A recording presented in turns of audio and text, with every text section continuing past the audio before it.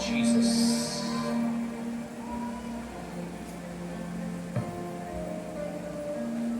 अपने हाथों को उठाओ एक बार फिर और मैं खुदाबंद जो वचन आज मैं सुनूं, मैं उसे समझ सकूं, उस पर चल सकूं, ताकि मैं जीवन पाऊं। यीशु मसीह के नाम से आमीन। तारीफ करो जोर से।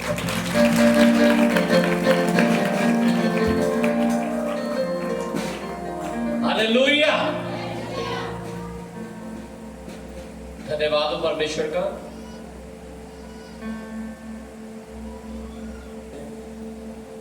दानियल की पुस्तक उसका 4 अध्याय उसका 29 से लेकर 35 तक। Daniel chapter 4 verse 29 to 35। Daniel की पुस्तक 4 अध्याय 29 से लेकर 35 तक। 29 to 35। यस।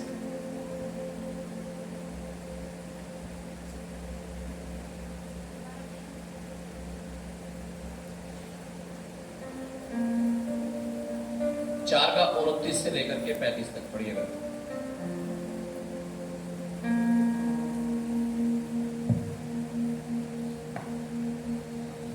12 महीने के बीतने पर जब वह बेबीलोन के राजभवन की छत पर टहल रहा था। कौन? नबूकदनेस्सर राजा। जब 28 वचन में पढ़ते हैं लिखा यह सब कुछ नबूकदनेस्सर राजा पर घट गया। जी पढ़िएगा आगे। 12 महीने के बीतने पर जब वह बेबीलोन के राजभवन की छत पर टहल रहा था तो वह कहने लगा, क्या यह बड़ा बेबीलोन नहीं है जिसे मैं ही ने अपने बल और सामर्थ्य से राजनिवास होने को और अपने प्रताप की बढ़ाई के लिए बसाया है। यह वचन राजा के मुंह से निकलने भी न पाया था कि आकाशवाणी हुई, हे राजा नबूकदनेस्सर, तेरे विषय में यह आज्ञा निकलती है, राज्य तेरे हाथ से निकल गया। हालेलुया। हम सुन रहे हैं एक राजा के बारे में। किसके बारे में? कौन सा राजा? नबूकदनेस्सर।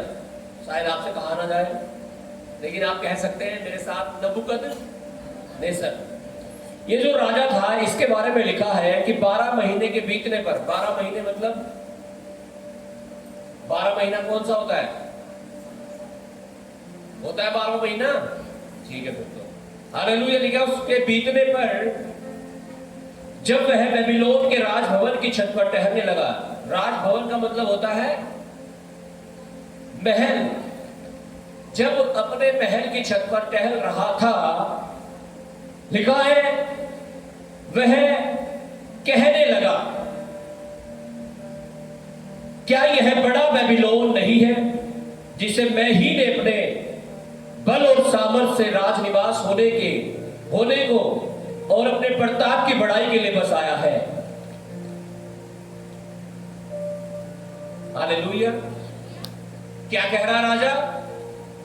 कह रहा है क्या यह बड़ा बेबीलोन, ये राजभवन, ये नगर क्या मैंने ही नहीं बसाया है?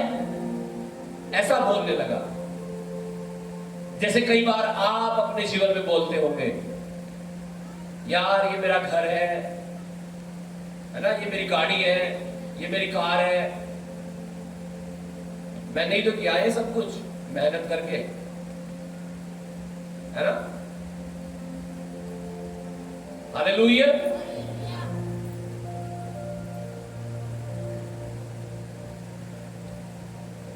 जब हम परमेश्वर का वचन पढ़ते हैं और लूसीफर के बारे में पढ़ते हैं, शैतान के बारे में पढ़ते हैं, परमेश्वर के वचन में लिखा है कि वो पहले एक परमेश्वर का स्वर्गदूत था, सारे स्वर्गदूतों का प्रधान था। पूरी वर्शिप जो परमेश्वर की आराधना होती थी उन सब में हेड था। लेकिन एक समय ऐसा आया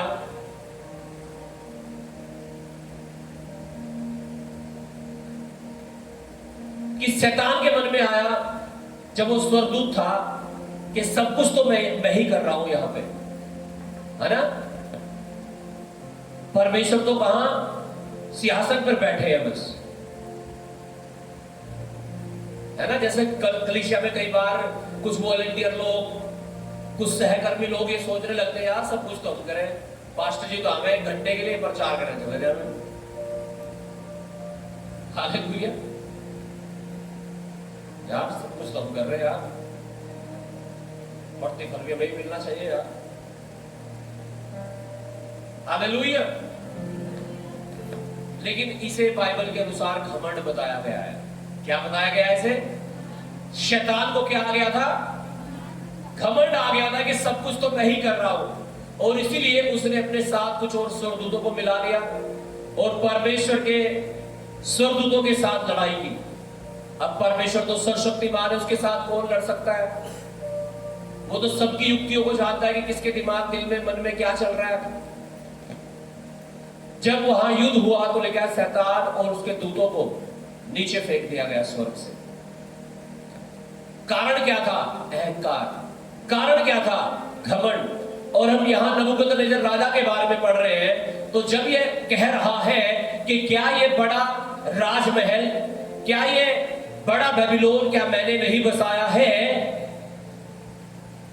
इसका मतलब क्या है? अगर आप अपने घर में कह रहे हो क्या ये घर हम नहीं बनाएगा, ये सब कुछ जो है आज हमारे पास सब कुछ हमने ही तो किया है। दूसरा तरीका ये भी हो सकता है कि ये सब कुछ हमें परमेश्वर ने दिया है, हमें, क्योंकि महिमा हम नहीं ले सकते, महिमा किसकी है? और जब आप परमेश्वर को महिमा दोगे तो परमेश्वर भी आपको महिमा देगा। लेकिन अगर आप अपने आप को महिमा दोगे, हालेलुया, तो आप इसका मतलब परमेश्वर को क्या कर रहे हो? डाउन कर रहे हो, जैसे राजा नबूकदनेस्सर कर रहा था। और लिखा है, क्या यह बड़ा बेबीलोन नहीं जिसे मैं ही ने अपने बल और सामर्थ्य से राजनिवास होने को और अपने प्रताप की बढ़ाई के लिए बसाया है? कई बार लोग ओवर कॉन्फिडेंट हो जाते हैं अपने जीवन में और सोचने लगते हैं क्या ये सब कुछ जो आज मेरे पास है ये मैंने अपनी प्रार्थना से नहीं किया, उपवास करे मैंने, यही थोड़ा ही। Hallelujah, hallelujah. ये हमसे नहीं हो रहा है, ये परमेश्वर कर रहा है। अपने आप से तो आप एक सांस भी नहीं ले सकते। एक सांस कितनी बड़ी बात बैठ रही है। हालेलुया। एक पल भी नहीं जी सकते आप, एक सेकंड जिसे बोलते हैं, इतना भी नहीं जिंदा रह सकते आप। हालेलुया। और यहां राजा बोल रहा है ये सब कुछ क्या मैंने ही नहीं किया? वचन में लिखा है, पढ़िएगा आगे, यह वचन राजा के मुंह से निकलने भी नहीं पाया था कि आकाशवाणी हुई, हे राजा नबूकदनेस्सर, तेरे विषय में यह आज्ञा निकलती है, राज्य तेरे हाथ से निकल गया। हालेलुया। राज्य तेरे हाथ से निकल गया। बहुत सारे लोग घमंड करते हैं, और इस राजा ने भी घमंड कर लिया, कह रहा मैंने ही तो किया सब कुछ। हालेलुया। और लिखा जैसे ये वचन उसके मुंह से निकला भी ना था, लिखा है परमेश्वर का वचन उसके पास पहुंचा और परमेश्वर ने कहा राज्य तेरे हाथ से निकल गया। अर्थात अब तू राजा है ही नहीं। घमंड। ये डेकोरेशन देखा मैंने नहीं तो की है सारी, ये भी तो इतनी बढ़िया हुई है, इतनी हो जाती है ना? इतनी अच्छी वर्षी हुई, मैंने नहीं तो की है इसलिए तो हुई।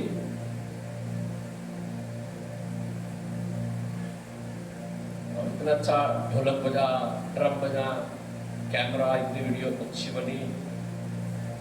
हालेलुया। कुछ भी हो सकता है। हालेलुया। इतना अच्छा खाना मैंने ही तो बनाया, कुछ भी हो सकता है। हालेलुया।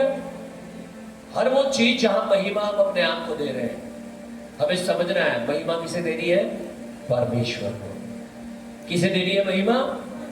परमेश्वर को। नहीं तो नबूकदनेस्सर की तरह हो जाएगा मामला। क्या राज्य तेरे हाथ से निकल गया? ये वचन कल शाम, हालेलुया, अचानक से मेरे अंदर परमेश्वर ने डाला जब मैं नहा रहा था। हालेलुया। राज्य तेरे हाथ से निकल गया। और आज सुबह 8:30 बजे जब मैं सोया प्रार्थना करने के बाद मैं 7 बजे उठ गया था, फिर मैंने प्रेयर की। हालेलुया। 8:30 बजे में पता नहीं कैसे मुझे नींद आ गई, आती नहीं थी सुबह सुबह। हालेलुया।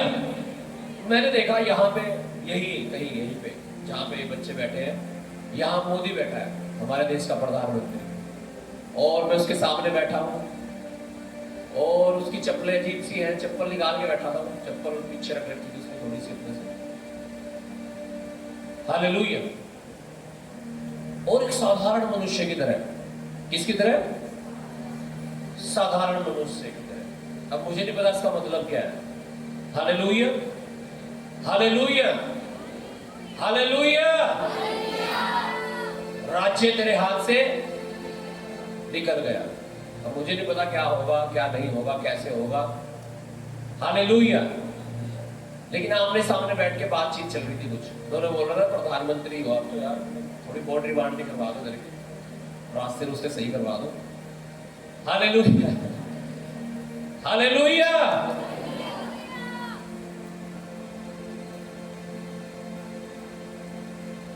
घमंड। हालेलुया। जब एक राजा ये सोचने लगता है कि मैं ही सब कुछ हूं, ये राजा यही तो सोच रहा था कि मैं ही तो कर रहा हूं सब कुछ, मैं ही तो राज्य कर रहा हूं। हालेलुया। पढ़िएगा आगे 32 वचन, 32 से 35 तक। और तू मनुष्य के बीच से निकाला जाएगा। तू मनुष्य के बीच से निकाला जाएगा। सिर्फ राज्य ही तेरे हाथ से नहीं गया, लिखा है तू मनुष्यों के बीच में से सेपरेट किया जाएगा, अलग किया जाएगा। और मैदान के पशुओं के संग रहेगा। और मैदान के पशुओं के संग रहेगा मतलब जानवरों की तरह तेरी जिंदगी होने वाली है। और बैलों के समान घास चरेगा। हाँ, इसका मतलब अब तू जानवर बन जाएगा। अब तू घास किसके समान चरेगा? बैल जैसे घास चरते हैं ना मैदान में, कह रहा ऐसे उनके साथ तू घास चरेगा। और 7 काल तक तुझ पर बीतेंगे। और 7 काल कह रहे ऐसे ही तुझ पर बीतेंगे। 7 काल, 7 मौसम हो सकता है। हालेलुया जी। जब तक कि तू न जान ले कि परम प्रधान मनुष्य के राज्य में प्रभुता करता है। हालेलुया। लिखा है जब तक तुझे ये समझ में ना आ जाए कि परम प्रधान परमेश्वर मनुष्य के राज्य में राज्य करता है। हमें बाइबल में लिखा है हर एक अधिकारी, चाहे वो प्रधानमंत्री जी है, मुख्यमंत्री जी है, कोई भी परमेश्वर की ओर से नियुक्त किया जाता है। हर अधिकारी, हमारे पुलिस प्रशासनिक अधिकारी, डीएम, एसएसपी, सब परमेश्वर की ओर से बाइबल में लिखा अधिकार दिया जाता है उन्हें। लेकिन अगर वो मिसयूज करते हैं उस अधिकार का तो उसका दंड उन्हें मिलना ही मिलना है। हालेलुया। लिखा है परमेश्वर करता है राज्य, यही तो वचन सुना हमने भी। हालेलुया। लिखा है परम प्रधान मनुष्यों के राज्य में प्रभुता करता है। हालेलुया। जो वो चाहता है वही उनसे करवाता है। और जिसे चाहे वह उसे दे देता है। और जिसे चाहे वो राज्य को उसे दे देता है। ये हमारे वोट, वो सोचते हैं ना वोट डालने से, नहीं, परमेश्वर देता है हमें। वोट तो हमें उसे ही करनी चाहिए जो अच्छा है, सच्चा है। हालेलुया, आमीन, हालेलुया। कह रहा जिसे वो चाहता है उसे ही राज्य दे देता है। और सुनो आगे, उसी घड़ी यह वचन नबूकदनेस्सर के विषय में पूरा हुआ। वह मनुष्य में से निकाला गया और बैलों के समान घास चरने लगा। उसकी जिंदगी कैसी हो गई? जानवरों की तरह। ये एक बीमारी होती है। हालेलुया। जैसे जब किसी को डॉग बाइट कर लेता है, काट लेता है कुत्ता किसी को, तो क्या हो जाता है उसे? किसी को हड़काए कुत्ते ने काट लिया, क्या हो जाता है उसे? रेबीज नाम की बीमारी हो जाती है उसे। और क्या क्या क्या हो जाता है उसका हाल?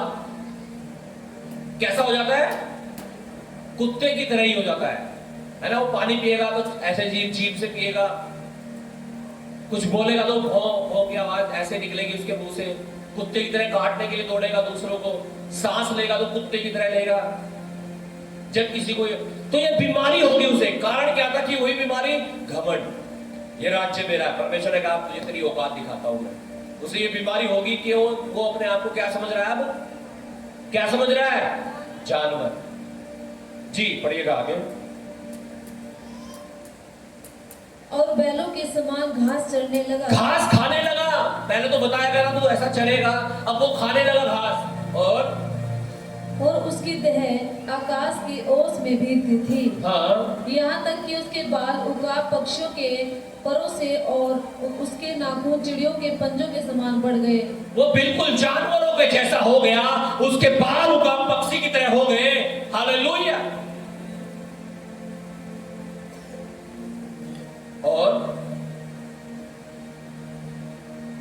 और उसके नाखून चिड़ियों के पंजों के समान बढ़ गए। 34-35। उन दिनों के बीतने पर जब वो 7 काल बीत गए, तब मुझ नबूकदनेस्सर ने अपनी आंखें स्वर्ग की ओर उठाई। हालेलुया। कहां उठाई आंखें? स्वर्ग की ओर आंखें उठाई। और तब समझ में आया होगा कि मुझसे कुछ गलती हुई है मेरे जीवन में। हालेलुया। और मेरी बुद्धि फिर ज्यों की त्यों हो गई। आमीन। लिखा है मेरी बुद्धि फिर ज्यों की त्यों हो गई। या तो उसकी बुद्धि में ये हो गया था कि तू जानवर है, इसलिए वो जानवरों में जैसी हरकत कर रहा था। लेकिन जैसे ही उसने अपनी आंखें परमेश्वर की ओर उठाई, लिखा है उसकी बुद्धि जो कि तो हो गई। उसे मालूम हो गया मैं तो राजा हूं। हालेलुया। और तब मैंने परम प्रधान को धन्य कहा।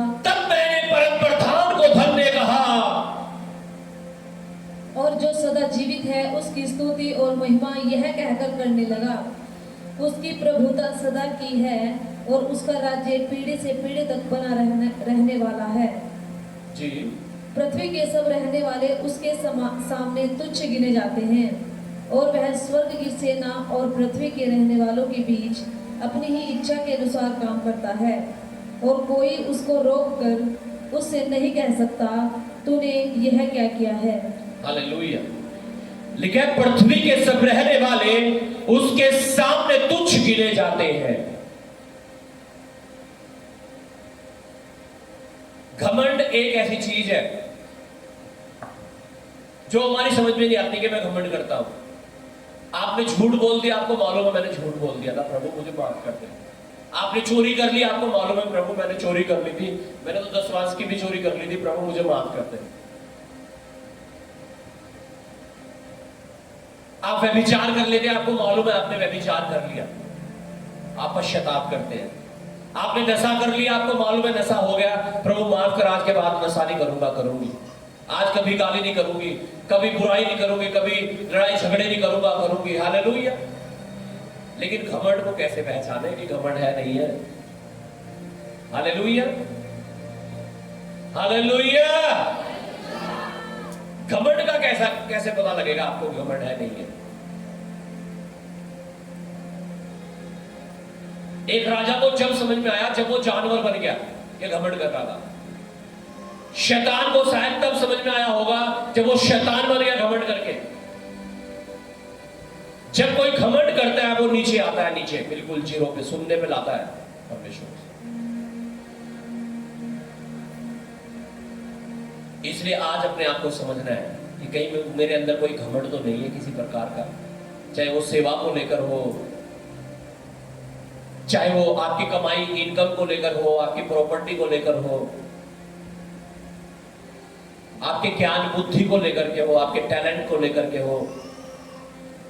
अगर कोई घमंड है तो आज प्रभु के चरणों में आना है और कहना है प्रभु तू मुझे क्षमा कर, हर प्रकार का घमंड मेरे जीवन से दूर हो जाए। आमीन। लिखा पृथ्वी के सब रहने वाले उसके सामने तुच्छ गिने जाते हैं। और वो ठीक मार रहा था, कह रहा था ये सब कुछ मैंने तो खड़ा करा। हाँ? और वह स्वर्ग की सेना और पृथ्वी के रहने वालों के बीच अपनी ही इच्छा के अनुसार काम करता है। और आगे लिखा और कोई उसको रोक कर यह नहीं कह सकता तूने यह क्या किया है। लेकिन कई लोग तो ताने मारते हैं परमेश्वर को, प्रभु तुझे दिख नहीं रहा क्या मैं कितनी दुखी हुआ है, मुझे बीमार कर दी, मेरा काम खराब कर दिया, मेरी प्रार्थना नहीं सुन रहा तू। इसलिए वचन में लिखा है परीक्षाओं में स्थिर रहो। स्थिर का मतलब प्रार्थना करते रहो, उपवास करते रहो, वचन पढ़ते रहो, हालेलुया, प्रभु से जुड़े रहो। आज हालात अगर खराब है, कल को परमेश्वर ठीक कर देगा, आपको ऊंचे पर खड़ा कर देगा। आमीन। लेकिन अगर कुड़कुड़ाने लगे, ताने मारने लगे परमेश्वर कोई उल्टा, तू देखता नहीं मैंने कितने उपवास किए, तुझे पता नहीं मैंने कितनी झाड़ू मारी, तुझे पता नहीं मैंने कितनी सेवा करी भवन में तेरे, तुझे पता नहीं मैंने कितने दशवास दिया तुझे, तो फिर जो है ना वो भी खत्म हो जाएगा। लेकिन आप जो थोड़े में वफादार रहेगा उसे बहुत सारी चीजों का अधिकारी बनाया जाएगा। आमीन। आपको वफादार बनना है, आपको ईमानदार बनना है, परमेश्वर के पास आपके लिए योजना है। एक वचन हम पढ़ेंगे गलातियों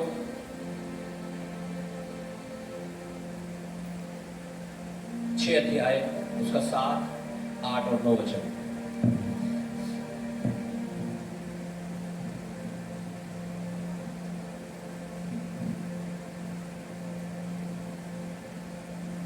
हमें मालूम होना चाहिए हमारे मसीह जीवन में कि मैं अपने आप कुछ भी नहीं कर सकता।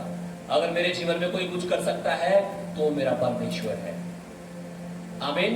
अपनी मर्जी से आप एक सांस भी नहीं ले सकते।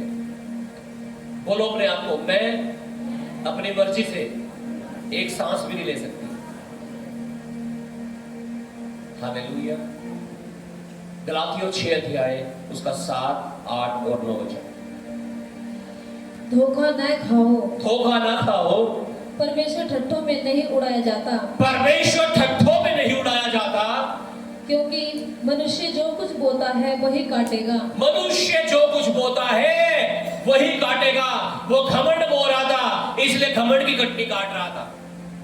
आप क्या बोते हो वही काटोगे। और क्योंकि जो अपने शरीर के लिए बोता है, जो शरीर के लिए बोता है वह शरीर के द्वारा विनाश की कटनी काटेगा। शरीर के द्वारा विनाश की कटनी काटेगा। शरीर के लिए बोलेगा मतलब नशे करता है, व्यभिचार करता है, गालियां देता है, लड़ाई करता है, झगड़े करता है, एक दिन पड़ जाएगा सर कहीं पे, है ना।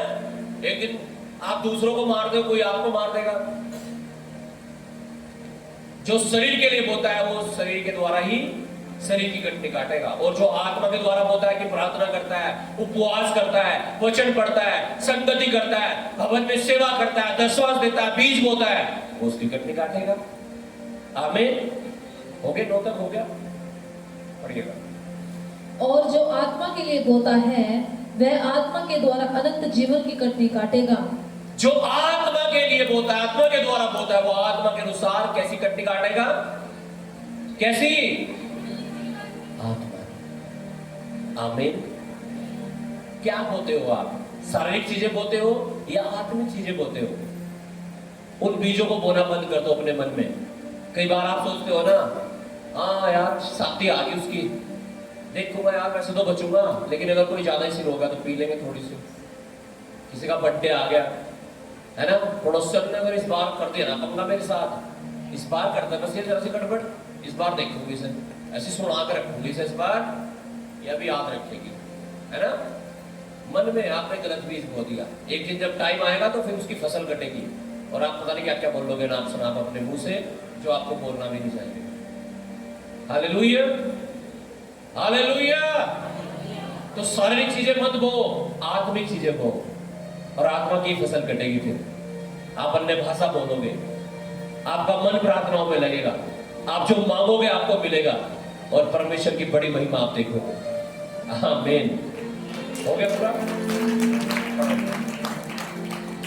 हम भले काम करने में साहस न छोड़े, हम भले काम करने में साहस न छोड़े, क्योंकि यदि हम ढीले न हो, यदि हम ढीले ना पड़े तो ठीक समय पर कटनी काटेंगे। ठीक समय पर कटनी काटेंगे। इसका मतलब है जिस समय जो आपको चाहिए वो मिल जाएगा। अगर आप चाहते हो 25 साल की उम्र में आपकी शादी हो जाए तो हो जाएगी, बिल्कुल टाइम पे होगी।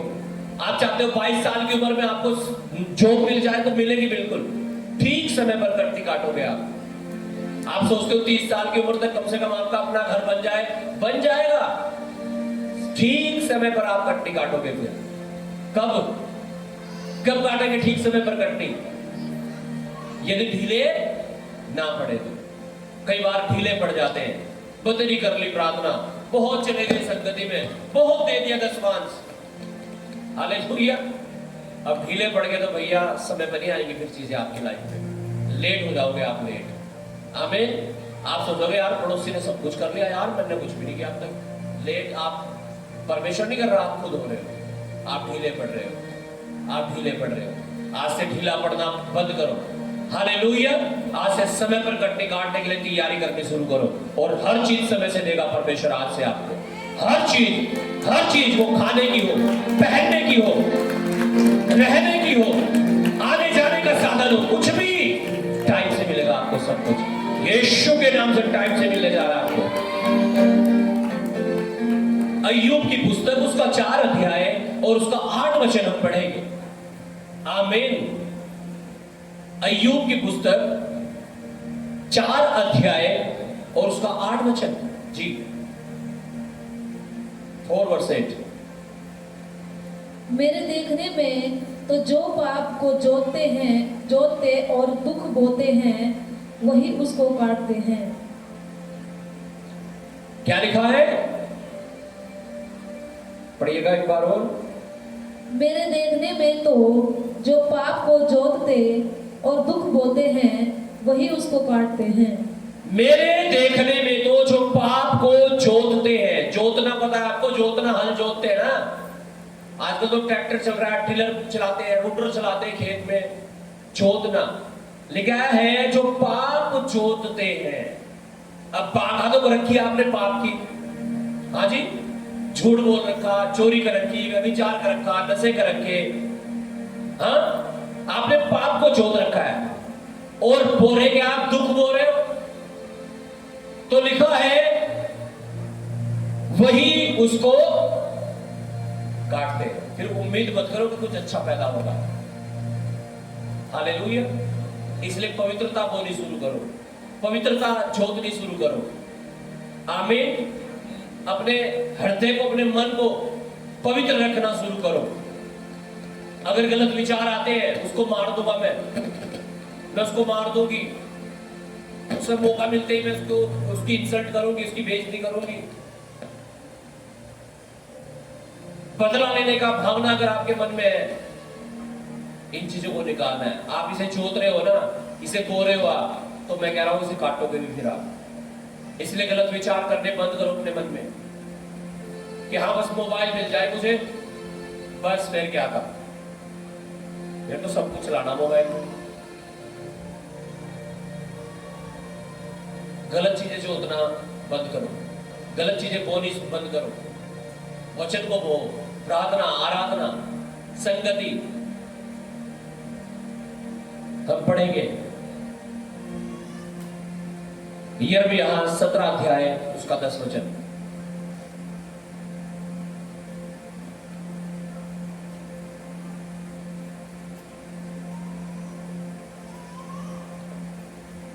यिर्मयाह 17 अध्याय उसका 10 वचन। मैं यहोवा मन की खोजता और हृदय को जांचता हूँ, हाँ, ताकि प्रत्येक जन को उसकी चाल चलन के अनुसार अर्थात उसके कामों का फल दूं। हालेलुया। क्या करता है परमेश्वर? हमारे चाल चलन को, हमारे दिल दिमाग को, क्या चल रहा है हमारे अंदर, वो जांचता है, उसे परखता है और उसके अनुसार हमें प्रतिफल देता है, उसके अनुसार हमें बदला देता है। आप क्या सोच रहे हो? पाप करके, गलत चीजें करके हम कुछ अच्छा पालेंगे अपने जीवन में? ऐसा नहीं होगा। अगर आप चाहते हो कुछ अच्छा हो, आपको कुछ अच्छा करना पड़ेगा। आमीन। आगे वचन की ओर में चलूंगा और हम पढ़ेंगे याकूब की पत्री उसका 4 अध्याय उसका 10 वचन। Jacob chapter 4 verse 10। याकूब की पत्री 4 अध्याय और 10 वचन। इसके बाद मैं आपके लिए प्रार्थना करूंगा। Thank you Jesus, hallelujah. प्रभु के सामने दीन बनो, प्रभु के सामने दीन बनो। तो नबूकदनेस्सर की तरह ज्यादा हाई प्रोफाइल प्रोफाइल मत बनो, सब कुछ मैंने ही बनाया। Hallelujah, hallelujah.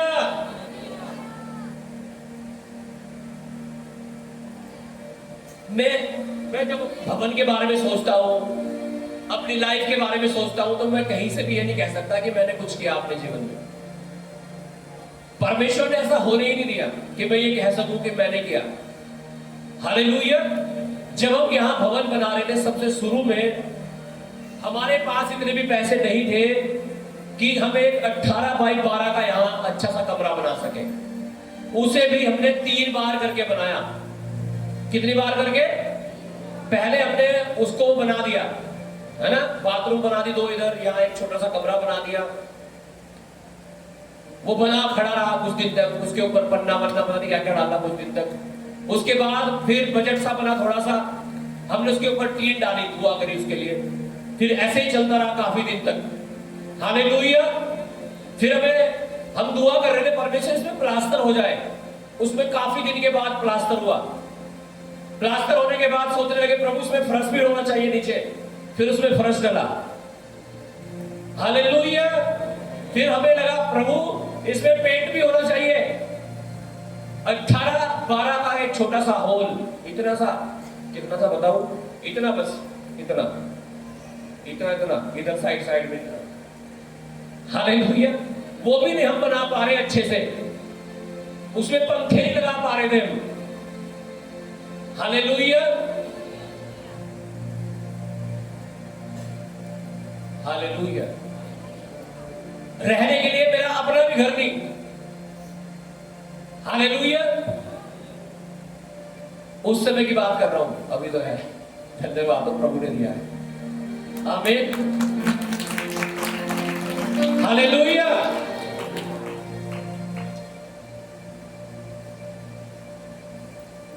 लेकिन आज हम देखते हैं इतना बड़ा चर्च, देख के सब लोग जो भी आते हैं यहां पहली बार, इतना बड़ा चर्च। हालेलुया। और ये शुरुआत है, ये इतना खूबसूरत और बड़ा बनने जा रहा है। जितना बड़ा है ना, उतना ही और बड़ा बनने जा रहा है पीछे तक। आमीन। और अंदर की दीवारें बिल्कुल कंप्लीट होकर के, यहां झाझरा चर्च में गए आप, बिल्कुल ऐसा बनने जा रहा है अंदर से। Hallelujah, hallelujah.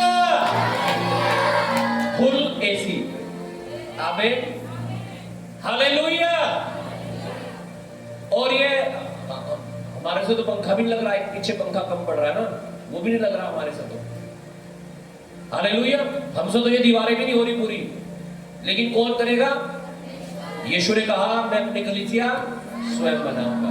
वही बना रहा है और वही बनाएगा। मैं तो आपको बता रहा हूं, वो 18-12 का कमरा भी नहीं हमसे हो रहा था। छोटा छोटा सोच रहे थे हम तो, अब भी शायद हम छोटा ही सोच रहे हैं कि हम इसे पूरा कर लेंगे। अभी फिर भविष्यवाणी जो हुई ना, वही कि ये दाएं और बाएं दोनों तरफ बड़ा और छोटा होने जा रहा है। हालेलुया। चर्च में लगातार प्रेयर चल रही है। क्या चाहिए हमें? हमें चाहिए आत्माएं। क्या चाहिए? आत्माएं। और कौन सी? नाश होने वाली, जो लोग नाश हो रहे हैं संसार में, उन्हें दे परमेश्वर। और इतने दे कि ये सारी जगह जो लेने के बाद भी छोटी पड़ जाए और जगह की जरूरत है। आमीन। तो नबूकदनेस्सर की तरह हम घमंड नहीं कर सकते कि मैंने किया सब कुछ। मैं तो कह रहा हूं 18-12 का भी नहीं बना पा रहे थे हम तो, घर भी नहीं था हमारा। घर बनाने के लिए हम सोच रहे थे कैसे बनाएंगे परमेश्वर। हमारा घर बना, हालेलुया, दो बेडरूम के साथ में। हालेलुया। अभी 3 कमरे और ऊपर बन रहे हैं और परमेश्वर उपाय कर रहा है सब कुछ। आमीन, हालेलुया, हालेलुया। अब ये मत सोच रहा कलीसिया से बन रहा होगा। कलीसिया से अब तक कुछ नहीं लिया, 1 रुपया भी नहीं लिया जब से। हालेलुया। कलीसिया में यही की जरूरत पूरी नहीं हो रही। अभी तक भी सीमेंट वालों का, टीन वालों का बैलेंस बकाया है कम से कम 50,000 रुपए, वो भी पूरा नहीं हुआ अब तक। हालेलुया। जैसे ही वो पूरा होगा आगे काम शुरू हो जाएगा। ईंटें आ चुकी हैं। हालेलुया। किसी ने गिफ्ट की है ईंटें। हालेलुया, हालेलुया, आमीन।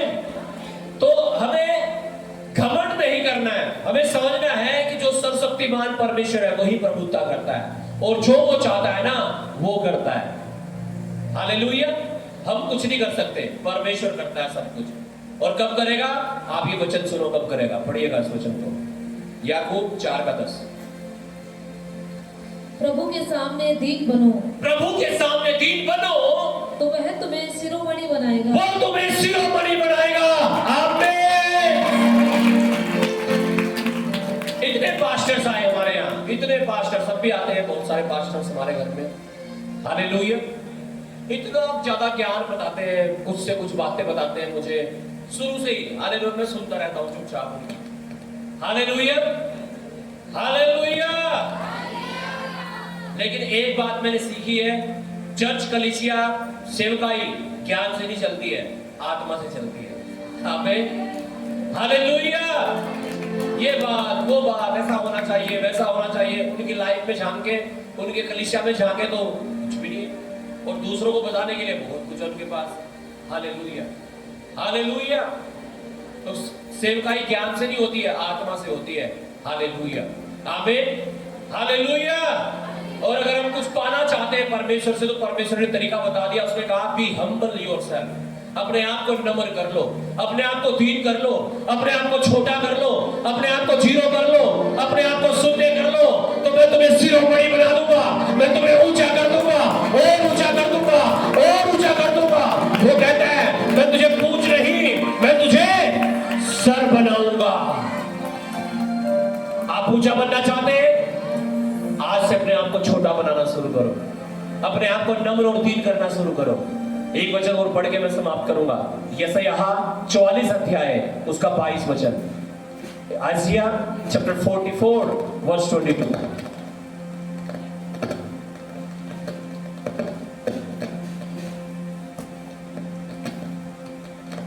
जी पढ़िएगा।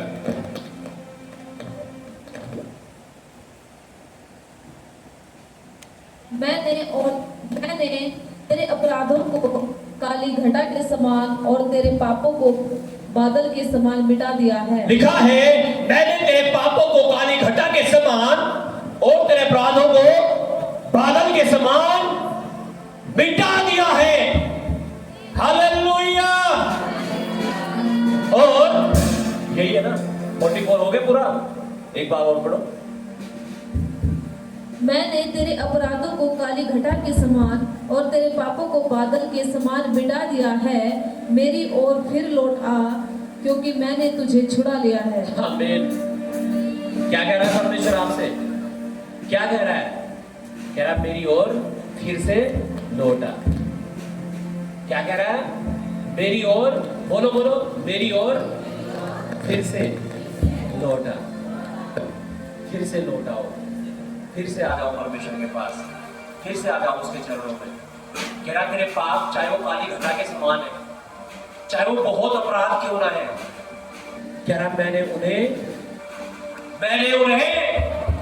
मिटा दिया है, मिटा दिया है, मिटा दिया है, मिटा दिया है, मिटा दिया है, मिटा दिया है।